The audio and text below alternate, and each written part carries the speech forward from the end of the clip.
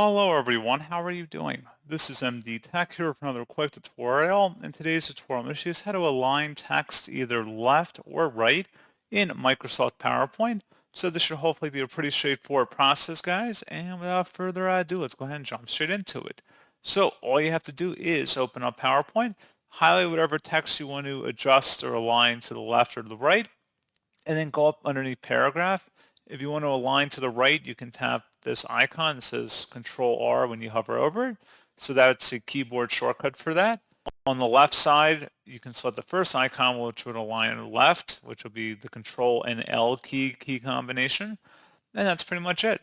So as always, thank you guys for watching this brief tutorial. I do hope I was able to help you out, and I do look forward to catching you all in the next tutorial. Goodbye.